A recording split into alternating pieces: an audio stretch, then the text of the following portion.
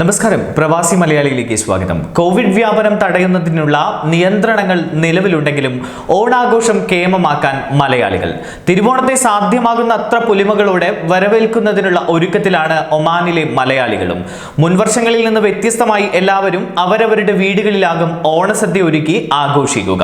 Covid പശ്ചാത്തലത്തിൽ ഒത്തുചേരലുകൾക്കുള്ള വിലക്ക് നിലനിൽക്കുന്നതിനാൽ സംഘടനകളും കൂട്ടായ്മകളും സംഘടിപ്പിക്കുന്ന വിപുലമായ ഓണാഘോഷങ്ങൾ ഇക്കുറി ഉണ്ടാകില്ല.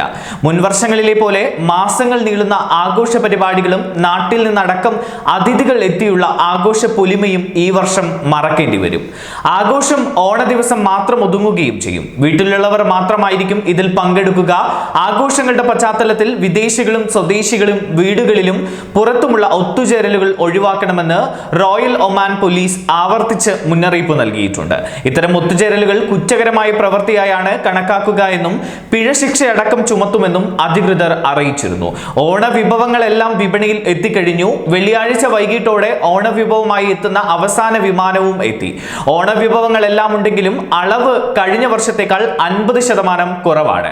ഈ വർഷം 68 ടൺ ഓണവിഭവങ്ങളാണ് ഒമാനിൽ എത്തിച്ചത് എന്ന് പഴം പച്ചക്കറി മൊത്ത വ്യാപാര സ്ഥാപനമായ സുഹൽ അൽ ഫഹ മാനേജിംഗ് ഡയറക്ടർ അബ്ദുൽ വാഹിദ് അറിയിച്ചു. 75 ടൺ ഓണവിഭവങ്ങൾ എത്തിക്കാൻ ശ്രമിച്ചിരുന്നുവെങ്കിലും വിമാന സർവീസുകളുടെ പ്രശ്നം കാരണം അതിന് സാധിച്ചില്ല. കഴിഞ്ഞ വർഷം 120 ടൺ സാധനങ്ങളാണ് ഒമാനിൽ എത്തിയത്. ഓണവിഭവങ്ങൾക്ക് ഡിമാൻഡ് അനുഭവപ്പെടുന്നതായും ചില്ലറ വ്യാപാരികളിൽ നിന്ന് കൂടുതൽ ഓർഡറുകൾ ലഭിക്കുന്നതായും അദ്ദേഹം പറഞ്ഞു. എന്നാൽ സാധാരണ വിമാന സർവീസ് ഇല്ലാത്തതിനാൽ ചാർട്ടേഡ് വിമാനങ്ങളിലാണ് സാധനങ്ങൾ എത്തിക്കുന്നത്. 1 കിലോയ്ക്ക് 1 റിയാലാണ് ചാർട്ടേഡ് വിമാനങ്ങൾ കാർഗോ ചാർജ് ഈടാക്കുന്നത്. ഇത് നേരത്തെയുള്ളതിന്റെ ഇരട്ടിയിലധികവുമാണ്.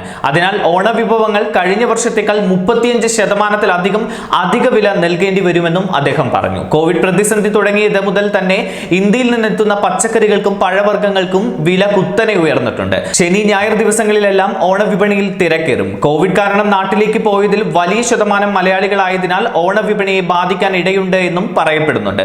പൊതുവെ ഗൾഫ് രാജ്യങ്ങളിലെ മലയാളികളാണ് ഓണം പോലുള്ള വിശേഷ ദിവസങ്ങൾ ഗംഭീരമായി ആഘോഷിക്കാറുള്ളത്. വിവിധ മലയാളി സംഘടനകളും മറ്റും ഓണാഘോഷ പരിപാടികൾ ഓരോ വർഷവും മികച്ചതാക്കാൻ ശ്രമിക്കുന്ന വാർത്തകൾ നമ്മൾ കാണുന്നുണ്ട്. എന്നാൽ ഇത്തവണ കോവിഡ്-19 ഓണത്തിന് തിളക്കം കുറവാണ്. അതുകൊണ്ട് തന്നെ എല്ലാവരും കരുതലോടെയുള്ള ഒരു ഓണമാണ് ആഘോഷിക്കുന്നത്. ന്യൂസ് ഡെസ്ക് പ്രവാസി മലയാളി.